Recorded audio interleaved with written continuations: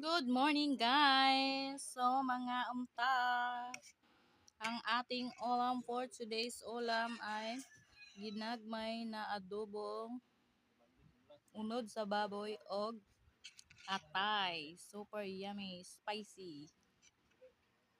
Hmm.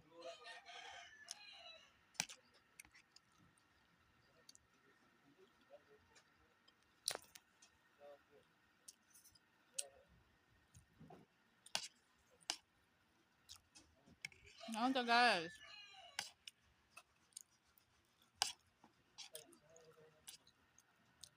Ang sarap. Hmm. Pababoy na tayo. Hindi pwede magutom.